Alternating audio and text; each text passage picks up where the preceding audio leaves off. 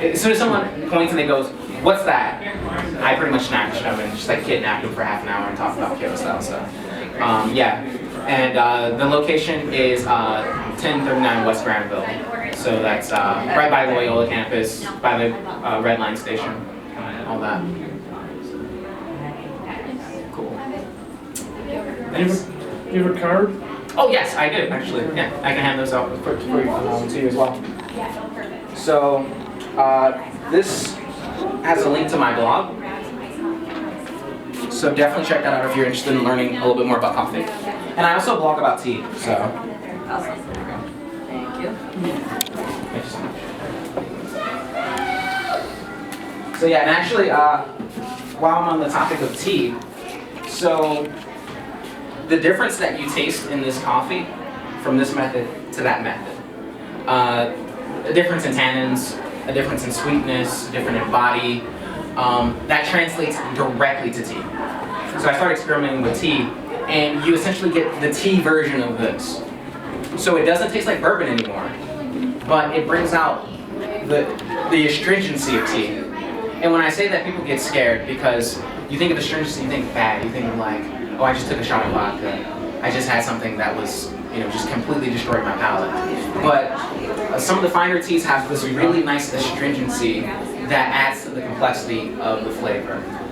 It's essentially, feel free to grab some coffee here too. You can just grab one of these sample. What's the difference? It's the same coffee, just made differently, so you definitely want to grab both of them to be able to compare them. Thank you. Maybe in a few years for you.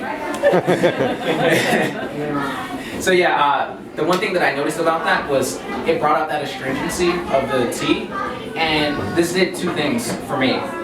The first thing that it did was it completed the complexity of the tea. That was like the missing link as far as the flavor profile of the tea goes. But also, when you swallow, it has this nice crisp pop where the tea just really goes like this clean finish, and I just loved it. So I started experimenting with all different types of teas, and now I'm trying to come up with a version of this that handles tea better. Because this one nozzle right here, it may work for like an Earl Grey or Darjeeling, some of the smaller teas, some of the rolled up teas, like even Iron Goddess, like oolong, which is a gunpowder tea. So it starts off looking like a BB, and by the time you brew it, it's completely unfurled into a full leaf. So it works pretty fine for those types of teas that are in contact with each other. But for teas like white teas that are flat, a little more fluffy, it doesn't get the kind of coverage that I like. So I'm looking into something. Actually, I'm looking at, the things that spray produce at the supermarket. I'm looking into one of those for tea application because I would get that even coverage on my tea, and then take the chamber and take it from being this big to maybe this big, and just do a few pounds of tea in it. So.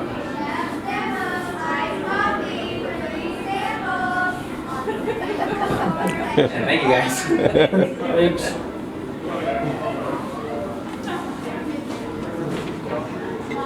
Are there any other demos going on? Yeah, on the board. I mean, I'm not doing any more demos. There are definitely some.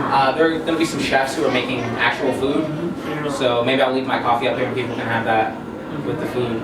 But as far as Metropolis and myself, this is the only demo we're doing. But if you do have any more questions, I will be making coffee at the bar in the cafe just right diagonally down the stairs.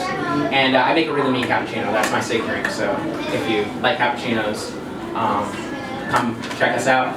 If you want to come, I can offer you some decaf or whatever you're interested in. All we have is coffee. We didn't bring the tea though. You're welcome. I think I'm coffeeed out now. It really hit me like a ton of bricks. Yeah, it's pretty strong. It's a good start to the day, I think. You just need like a little shot of it, and you're good to go. Just have it in the fridge. There are these guys who put together a version of this that it fits in your entire refrigerator. It's called the Brewer, BREWER, something like that. Or like they spell it differently so they can get that kind of branding. So it's not spelled like the normal word brewer. They switched it up. But in any case, though, it takes this entire rig, makes it about this tall, and then encloses all that into a pitcher that looks like a Brita pitcher. So that's pretty cool. And then it's like self-contained and everything. It's got a lid that allows you to place the lid on deeper as the level of coffee goes down, which decreases the contact with air. So they really thought of so much stuff with it. So it's a really cool product.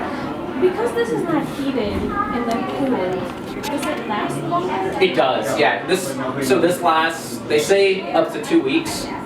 At the shop, we have we do a different system. So the way we make our Kyoto style is pretty interesting. We do like a Solera system, which is like what you would do with chili sauces or vinegars, sherry, things like that. So we take our batches. We'll make a batch, and we'll call that batch November 1st. That batch goes into, we make 4 batches because we have 4 machines.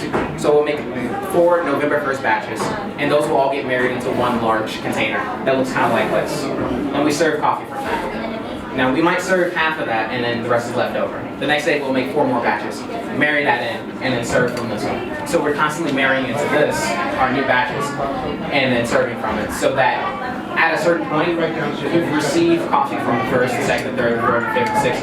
So right now at the cafe, we have a continuum of coffee in there that is maybe 2 months of coffee. And maybe 1,000th of it is that first batch. But it adds on to this layer of complexity in the coffee. And it also keeps a nice continuum of flavor so that you can expect a very similar product each time you come. Hey, I had a question. What's that? Does it make much difference if you use tap water versus filtered water? Yeah, it makes a huge difference. So in Chicago we have really hard water, and the mineral content is important for the types of compounds that you extract. So typically if you run your coffee through a standard Brita filter, that would be good for most home purposes. At coffee shops, we use reverse osmosis water, so we remove all of the solids, and then we reintroduce the solids that we actually want at the specific percentages. Because if you use just completely, let's say, distilled reverse osmosis water that has no mineral content, you'll notice that the coffee tastes very flat, because you do need some of those ions to help in the coffee extraction. With the compounds that you do want to taste.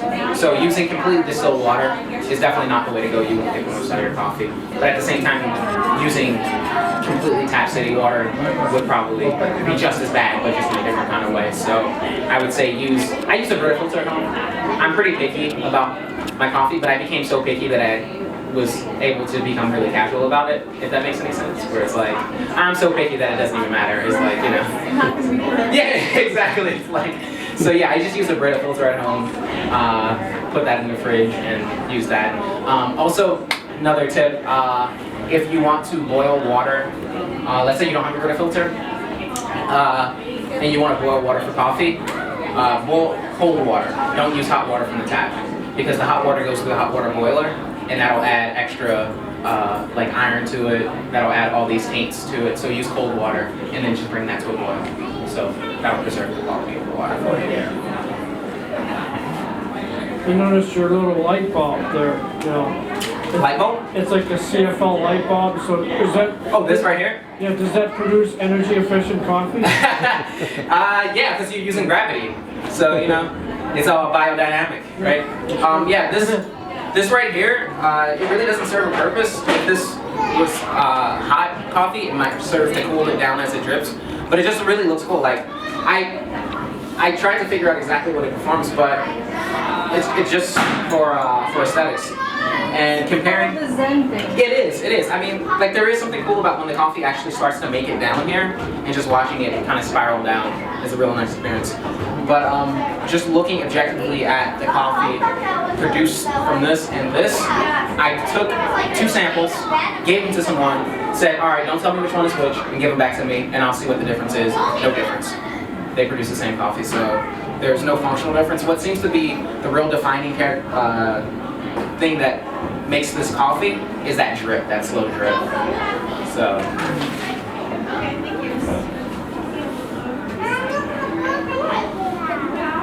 All right, cool. I'm gonna wrap this up and give the floor to the next person presenting. And like I said, if you have any other questions or would like any coffee or anything, we'll be downstairs. Thank you. Thank you so much. Thank you.